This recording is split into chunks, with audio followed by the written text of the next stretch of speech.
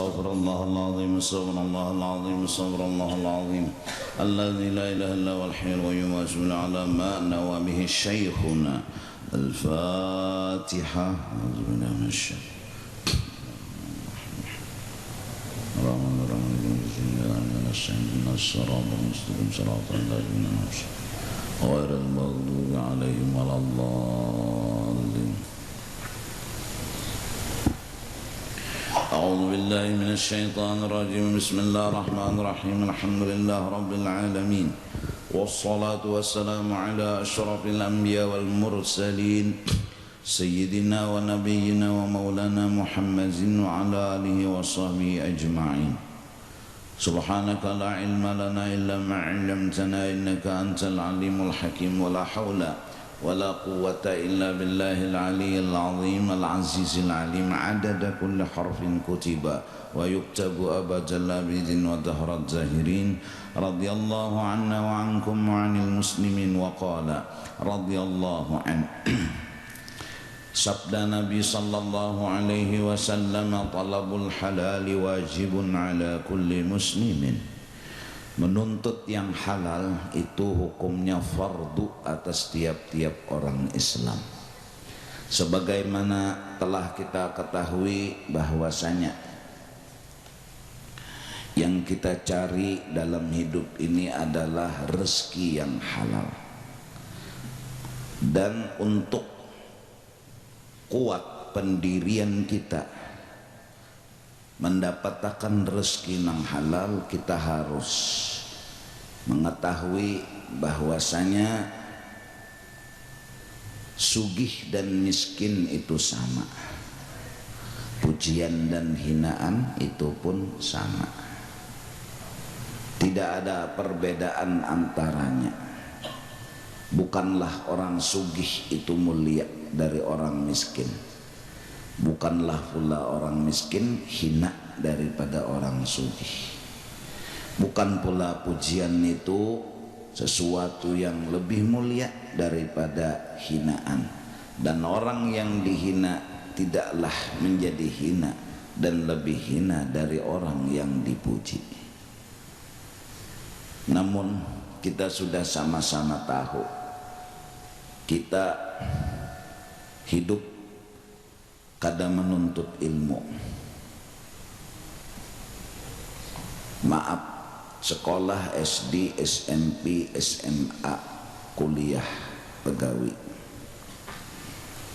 kada pernah mendengar tentang ilmu agama.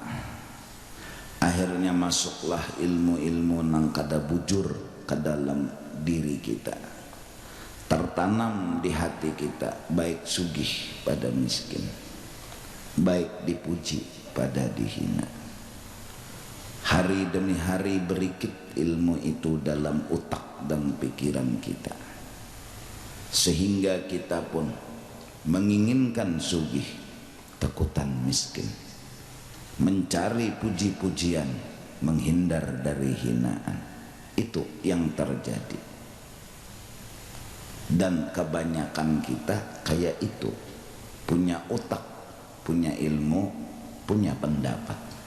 Sampai ujar ulun semalam, saking nakalnya kita, betatai lawan orang miskin aja kada mau, karena menganggap miskin itu hina.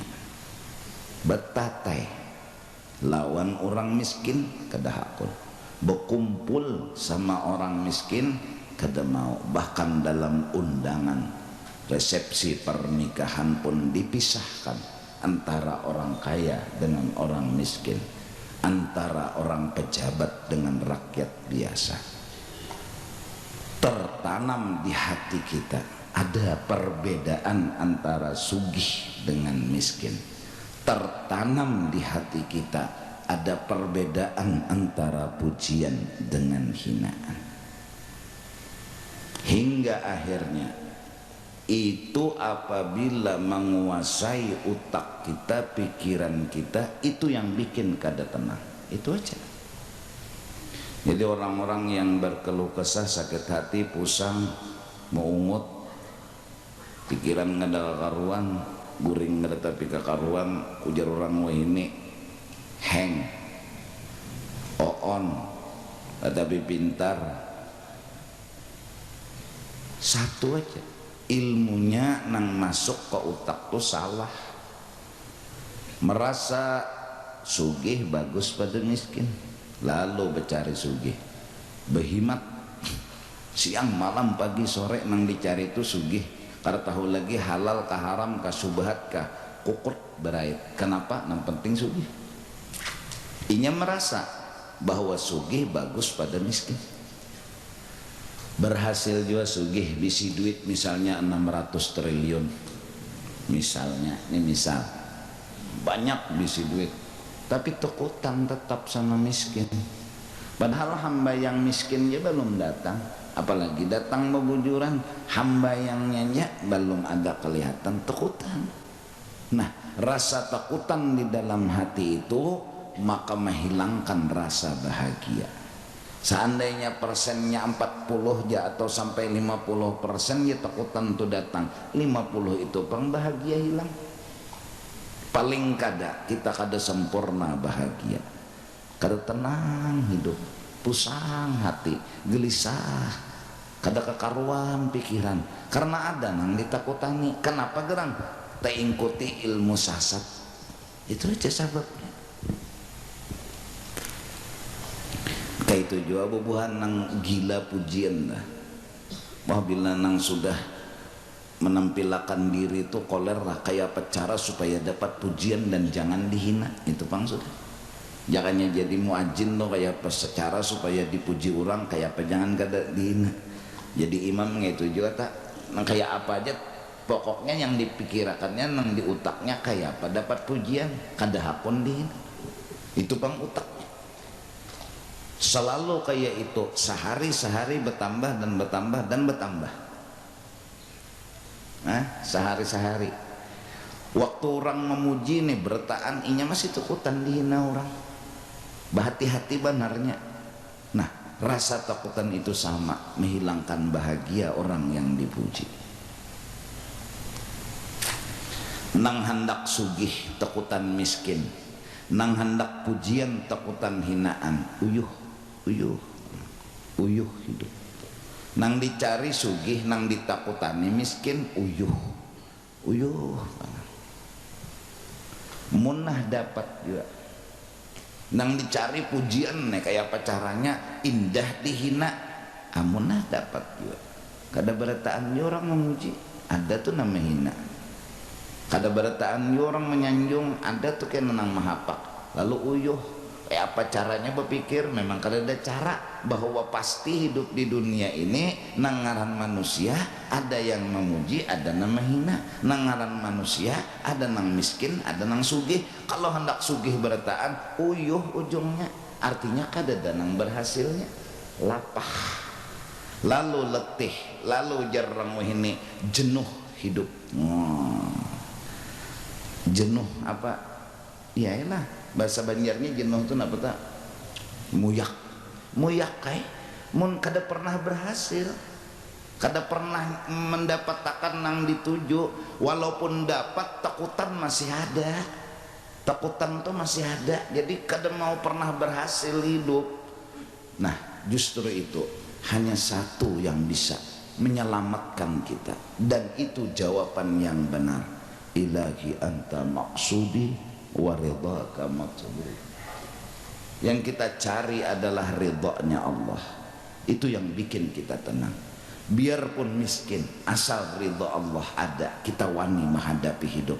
Kewanian itu ada, kedewasaan mulai muncul.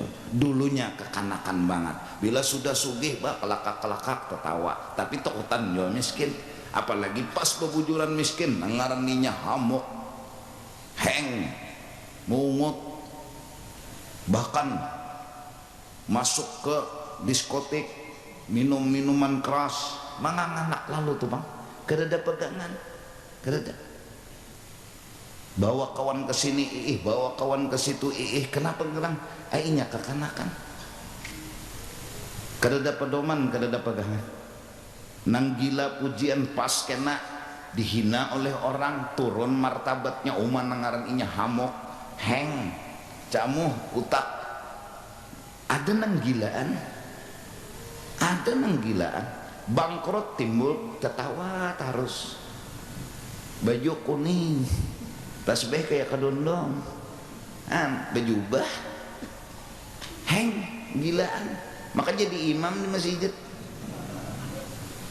sujud nang hilang ya teh, lawas makmum hadang mahadang sekali ada nang bangkit besiwara pulang makmum, imam hilang, tak imam tak tahu pati orang gila, maka mbahnya nang bangun si makmum nih, ada takajud lagi di teras langgar duduk na aja berokok nang imam tadi heng, karena dia punya ilmu itu tadi, bagus sugih pada miskin, bagus dipuji pada dihina, itu yang bikin heng, itu yang bikin sedih, yang bikin sakit hati. Nah yang ingin ridhanya Allah, insya Allah biarlah dihina bahkan oleh seluruh orang, asalkan Allah ridha, kada apa-apa, kada apa-apa, santai aja, asal yang dituju ridhonya Allah subhanahu wa ta'ala. Nah sekarang adanya ridha Allah dalam berbisnis letaknya di yang halal. Jadi kita nggak perlu kaya, yang penting halal, di situ ridhonya Allah. Nah ini yang menyelamatkan kita.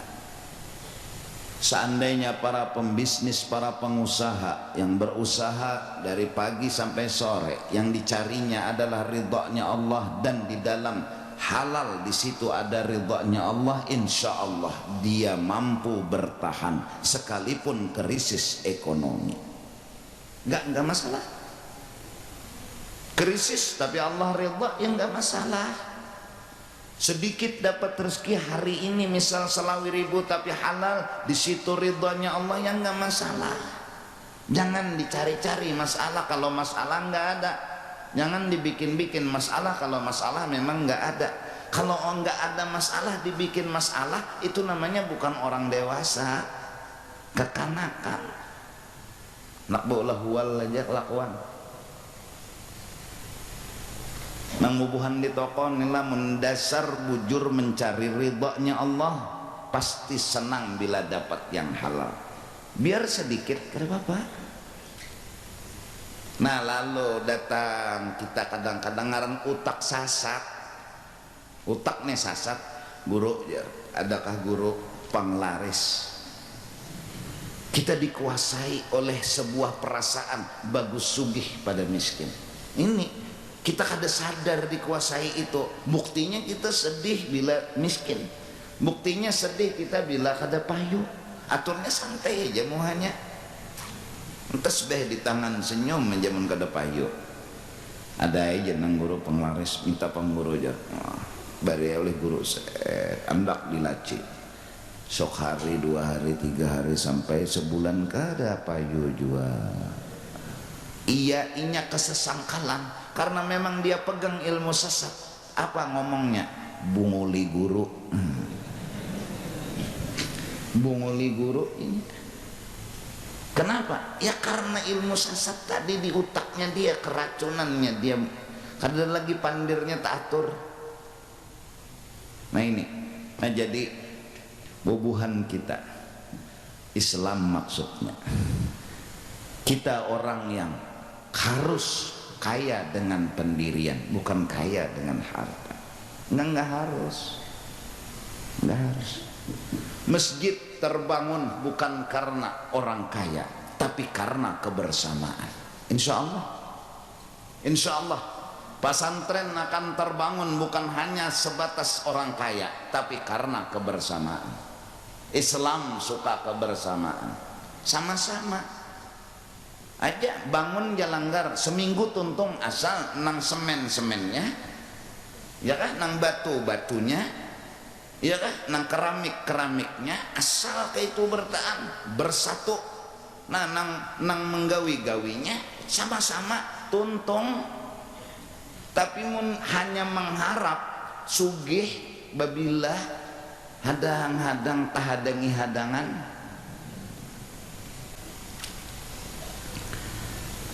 Uma sejarah karena bersatu jadi kuat. Bujur jurang baharigin lah lewat di padang hantu mun sorangan takutan pang. Tapi mun berdua tawani dikit.